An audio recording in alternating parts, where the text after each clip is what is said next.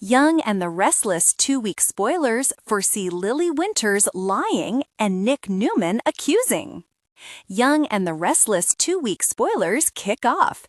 It's Belinda from Soap Dirt. If you're not following us, please reach down and click that subscribe button. Let's jump right into it.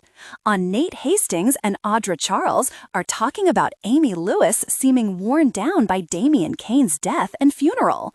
Nate needs a distraction. He asks his girlfriend about Victor Newman.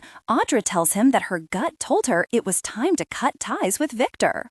Then Nate stuns Audra and says Victoria Newman told him that it was Victor who backed out of the deal. Audra gets defensive, and that makes Nate even more suspicious. Audra tells him to distract him that she's going to take a job working with Sally Spectra at Abbotcom. Lily tells Kane Ashby that she will help him with the kids if he tells her what all he's planning, but he's more interested in talking about a reunion, and she's not. Zane suspects that Lily is playing him, so he turns down her deal.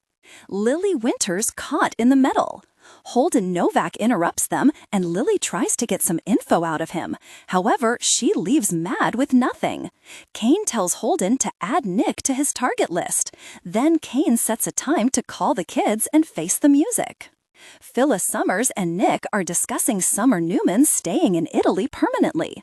Nick asks Phyllis about Kane and tries to get her to work on Kane to accept his offer to be an ally.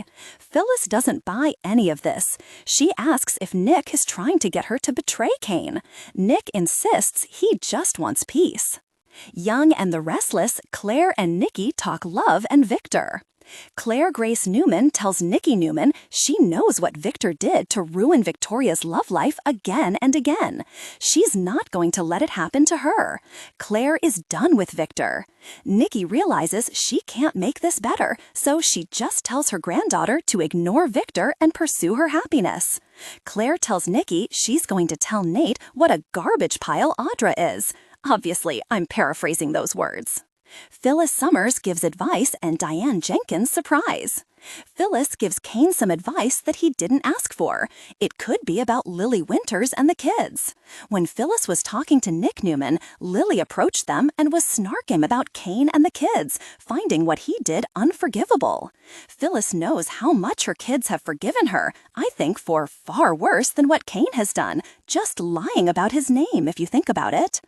Diane Jenkins surprises Jack Abbott by planning a romantic getaway. I wonder if they're finally going to get a real honeymoon or if it's just local plans in Genoa City, a staycation. They have drinks at the Abbott mansion as Diane surprises Jack with what she's thinking. Holden Novak sparks suspicion and romance. Holden demands to know if Daniel Romalotti is digging dirt on him for Kane. We have to wonder if Holden is being paranoid or if he has a reason to ask. Does Holden know that Daniel is the son of Phyllis, one of Kane's new partners? Also, Holden is crushing hard on Claire. He may be totally off Audra now. Holden's really trying to resist because Claire's with Kyle Abbott. And he's focused on his new job with Kane. Audra may be peeved to find out even that Holden doesn't want her now because he was low-key stalking her. She acted annoyed.